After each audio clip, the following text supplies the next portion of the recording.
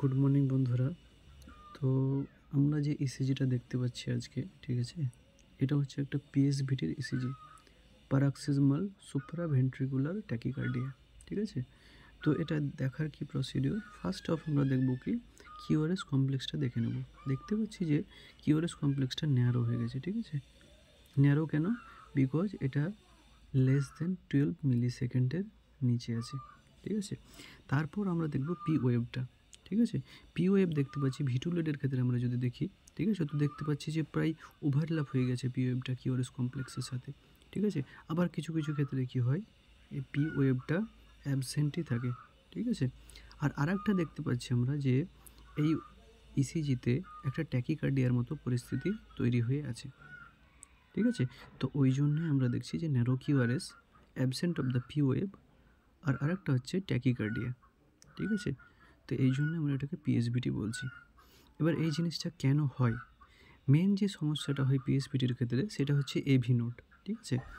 তো এই এভি নোডের ক্ষেত্রে কি হয় যে একটা অ্যাবনর্মাল রিএন্ট্রি সার্কিট তৈরি হয়ে যায়।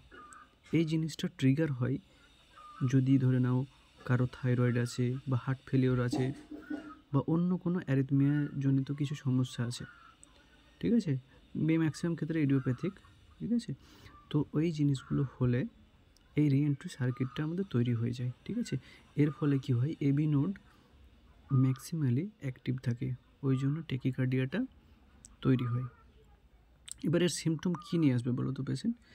মেন সিমটম নিয়ে আসবে, যেহেতু ট্যাকিকার্ডিয়া হচ্ছে ওই জন্য প্যালপিটেশন নিয়ে আসবে, বুক ধড়ফড় করবে, পেশেন্ট বলবে যে বুক ধড়ফড় করছে, পেশেন্ট ঘেমে যাবে, শ্বাসকষ্ট হতে পারে, ঠিক আছে, ঠিক আছে। তো এবার হচ্ছে আমাদেরকে ট্রিটমেন্টের কী ট্রিটমেন্ট দেবো আমাদেরকে, মেন এম হচ্ছে আমাদের ট্রিটমেন্টের যে এই যে রিএন্ট্রি সার্কিটটা তৈরি হয়েছে সেটাকে আমরা ব্লক করব। যদি ব্লক করতে পারি তাহলে কি হবে, এভি নোডের যে প্রলংড অ্যাক্টিভেশন সেটাকে আমরা কমাতে পারবো। ওই জন্য একটা ড্রাগ আছে যেটা হচ্ছে এই ব্লকটাকে, মানে রিএন্ট্রি সার্কিটটাকে ব্রেক করতে পারে, সেটা হচ্ছে adenosine. Drug of choice of the PSVT is the adenosine, ঠিক আছে। এবার হচ্ছে এই অ্যাডিনোসিন দেওয়ার প্রসিডিওরটা কি, অ্যাডিনোসিন ম্যাক্সিমালি দেওয়া হয় যে সেন্ট্রাল ভেনে, ঠিক আছে, সেন্ট্রাল লাইন করে তার ভিতরে দেওয়া হয়। কিন্তু কি হয়, এমার্জেন্সি বেসিসে আমরা সেন্ট্রাল লাইন না দিয়ে কিউবাইটাল ভেনে দিই, ঠিক আছে। তো ফার্স্ট আমাদেরকে একটা কী করতে হবে, একটা চ্যানেল করতে হবে কিউবাইটাল ভেনে, তাতে আমাদের 6 mg অ্যাডিনোসিন র্যাপিডলি ফ্লাশ করতে হবে, ঠিক আছে। তার সাথে সাথে আমাদের কী করতে হবে, 20 ml এনএস তার ভিতরে র্যাপিডলি ফ্লাশ করতে হবে। এরপর আমরা মনিটরে দেখতে পারবো যে পেশেন্টের হার্ট ব্লকের মতো একটা পরিস্থিতি হয়েছে। তখন পেশেন্টকে বলতে হবে তুমি জোরে জোরে কাশো, যাতে বুকের ভিতরে একটা চাপ পড়ে।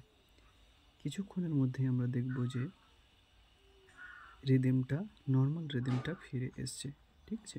এটা খুব একটা 5 মিনিটের একটা প্রসিডিওর, এমার্জেন্সি বেসিসে করা হয়,